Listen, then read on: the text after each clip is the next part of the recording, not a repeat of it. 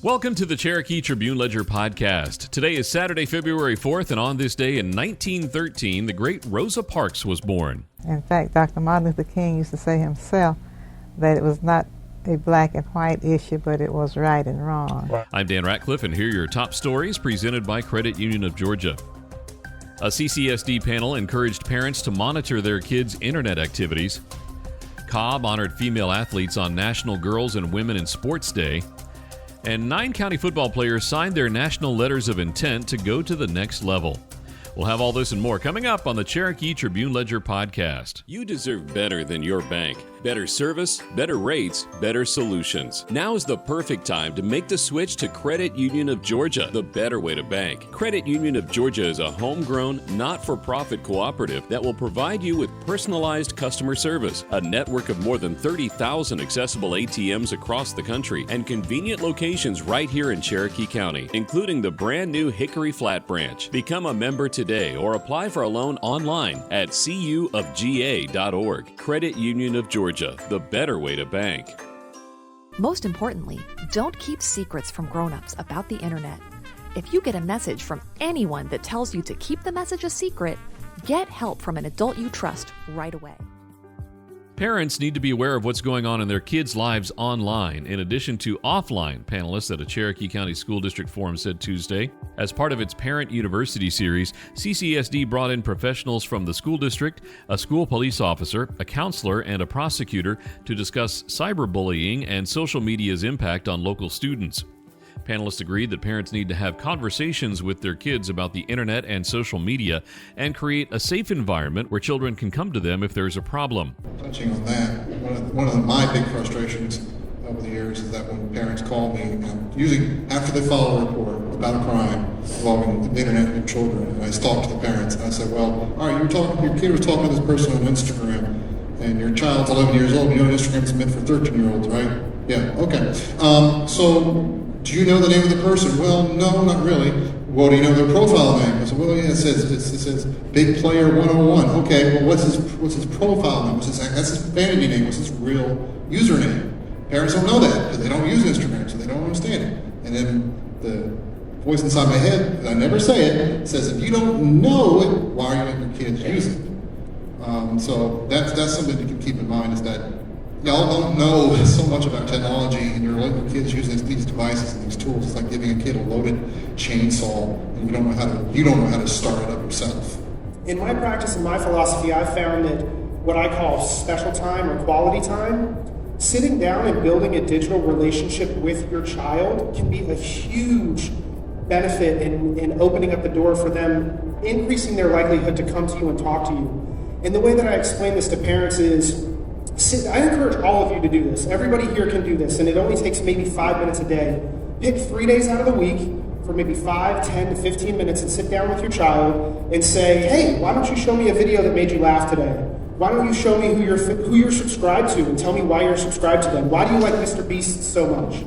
Who are some of the influencers that you follow on Instagram and why? And sit down and really be curious and inquisitive with them and enter into their world, and because that can give you a baseline as well as like, what are they looking at, what are they engaged in, what are they involved in. A poll of attendees showed 76% of parents had not had a child disclose that they had been cyberbullied. Unlike previous generations who could leave their problems with peers when they went home from school, with social media, bullying follows today's students home, hurting their mental health. High school students are less confident than they were before social media, according to Creekview High School Principal Michael Santoro. I think the self-esteem aspect of it, which was touched on, that's seemingly there are less confident students than there were 15, 20 years ago, if that makes sense. The teenage years are difficult enough, figuring out who you are, what you are going to be, who you're going to be that with, what group you're going to be involved in, and it's very rare to see somebody post something bad about themselves. So the only images our students are seeing are wonderful images of how great somebody else's life is, and after you've just had a bad day and got a 72 on the test, you're worse because they're having a better life. It is a fake image. We know that. As adults, we know that. But we still scroll through stuff and see people vacationing all the time and say, man, I wish I was there. So we're as prone to it as anybody else. But I have seen the confidence level and maybe the ability to interact socially decrease in the last 15 years. And I think a lot of that has to do with this constant comparison to something that isn't real. Ashley Snow, a Cherokee County Deputy Chief Assistant District Attorney for Juvenile Court, warned that the internet can give children access to content that's not appropriate for kids. Many young children, as young as 9, are exposed to child pornography, she said, and some try to act out or experiment with behavior that breaks families apart. It's also common for children to share information with strangers on the internet, not realizing the risks. She recommended that parents restrict their children's access to the internet, video game devices, and cell phones. So when things in the future seem uncertain or, I don't know what the next day brings, I know I can always look to my teammates that surround me for motivation to, keep playing and doing what I love. Athletes from all 6 Cherokee County high schools celebrated the annual National Girls and Women in Sports Day on January 30th at Woodstock High School. More than 500 female athletes participated as NGWSD recognized the contributions they made in their sports and celebrated their positive influence on the landscape. The day is celebrated in all 50 states, and Cherokee County has hosted its own event since 2005. Each year, the program chooses a coach to honor for their contributions and support of the area's female athletes. Woodstock Athletic Director Julie Crow earned this year's award and was also acknowledged for her 20 years as the Wolverines girls basketball coach. Cherokee County's 18 female wrestlers were recognized with the Trailblazer Award for their participation in a historically male-dominated sport. Each school has an Athlete of the Year recipient along with an Alumna and Team of the Year. Cherokee's Athlete of the Year was Lexi Pevis, Creekview's was Ansley Pettit, and Astrid Medina was honored from Etowah. Matea Gale was River Ridge's honoree, Laurel Blazer in the award from Sequoia, and Hannah Obernoff was Woodstock's winner. Creekview also honored alumna Olivia Mines, who was tragically lost in a car accident in 2022.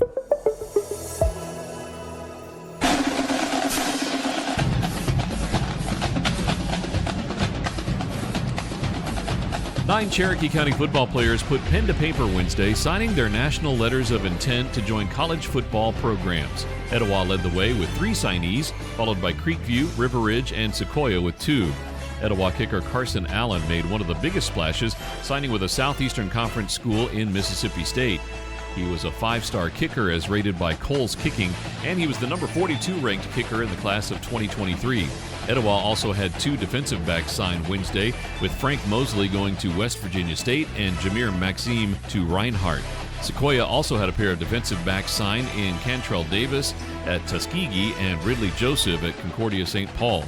Creekview offensive defensive lineman Anthony Caraballo inked his letter with Huntingdon, while fullback defensive lineman Jacob Hefner signed as a preferred walk-on at Furman.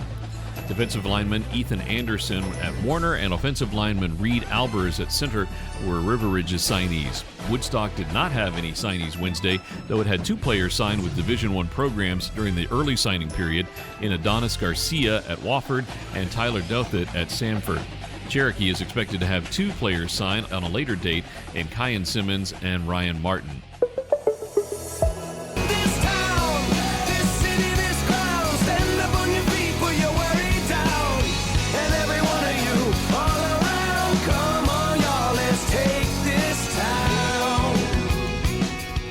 Canton Mayor Bill Grant is excited to address the Interstate 575 exit at Hickory Flat Highway into the city this year, he told attendees at a Cherokee County Chamber of Commerce event Thursday.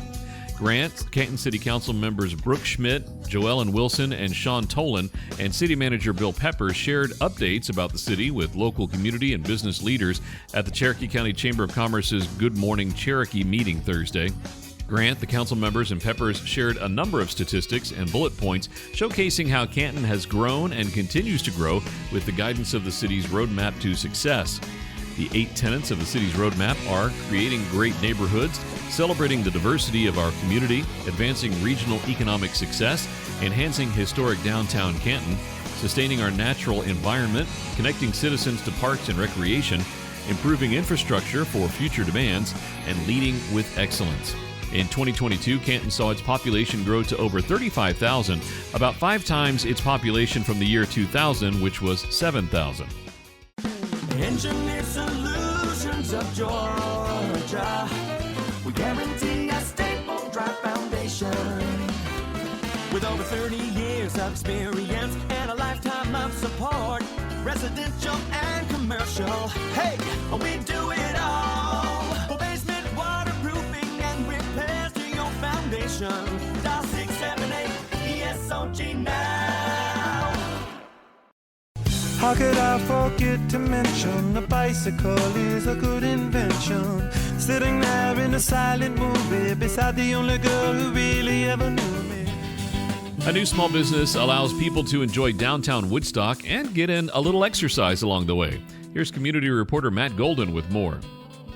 Regulars to Woodstock may have noticed a new addition to the entertainment and lifestyle of Main Street, a quadricycle capable of carrying up to 12 people. The vehicle, which features music, will have a mounted TV for trivia and sports events, changing how visitors to the downtown will experience Woodstock and its many venues and vendors. Prospective customers can grab a beverage and jump on for a ride as the bike follows a circuit around downtown. The bike is owned and operated by local startup Pedal Punk ATL, which was founded by Amy Moore, a Woodstock local with decades of experience as an occupational therapist. Moore traces her idea back to the COVID lockdown when the school she was working at was one of the first to close its door. She thought of a way to combine the active slice of life in Woodstock with a community of bikers and runners that frequent its many trails and the fun side of its entertainment district. Given her connection to Woodstock, Moore decided it was a natural place for her to begin her first business. She credits some of the inspiration for her idea to a small business class she took, which was offered by the UGA Small Business Development Center at Kennesaw State University.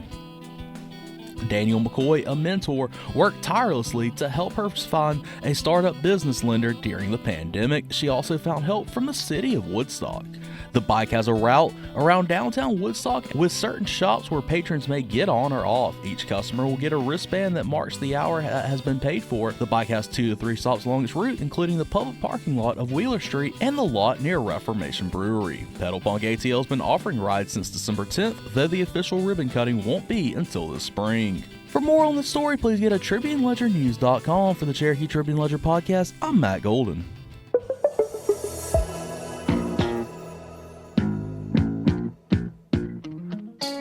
Susan Treadaway has taken an administrative oath as Cherokee County's acting district attorney after former DA Shannon Wallace was sworn in as a Superior Court judge. Chief Superior Court Judge Ellen McGelia swore in Susan Treadaway as acting DA of the Blue Ridge Judicial Circuit, serving Cherokee County January 31st. Katie Gropper was sworn in as Chief Assistant District Attorney. The change comes after Governor Brian Kemp swore in Wallace in Atlanta January 30th. Kemp appointed Wallace to the newly created 4th judicial seat on the Superior Court. Treadaway will hold the position of acting district attorney pending Governor Kemp's appointment of Wallace's successor.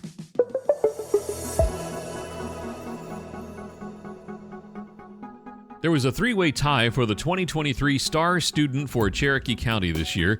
Griffin Bond and Braden Flournoy from Cherokee High School, as well as Avi Stein from Etowah High School, were recognized last week at the annual Star Student and Teacher Recognition Ceremony hosted at the Canton Theater by the Canton Lions Club, which has been the local sponsor since the STAR program began in 1958. The winners were selected from the 8 STAR students named for each of the 7 high schools in Cherokee County. The Cherokee County School District recognizes its high school students with the highest SAT scores and their teachers through the Student Teacher Achievement Recognition Program. The STAR Student Honor is awarded to the high school senior from each Georgia public and private high school with the highest score on any single test date of the SAT, and who also ranks in the top 10% or top 10 students of his or her class based on GPA. Each honored student is invited to select his or her favorite teacher to be named that school's star teacher. For a complete list of CCSD honorees, you can go to TribuneLedgerNews.com. I'm Jeffrey Drake with Drake Realty. I want to share with small businesses one of the smartest moves we ever made in real estate.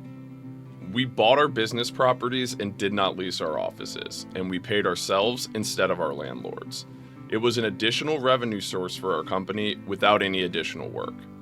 If you are 2 years in business and occupy over 50% of the space, you very well might qualify for a no money down loan to buy your business property. Whether it's an office property, retail, industrial, or any other number of commercial properties, you may qualify.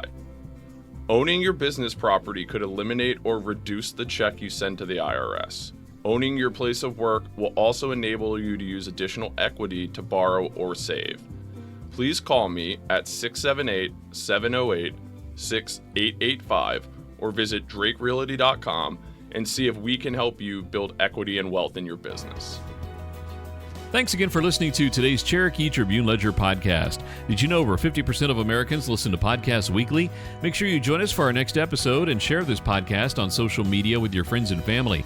Add us to your Alexa Flash Briefing or Google Home Briefing, and be sure to like, follow, and subscribe wherever you get your podcasts.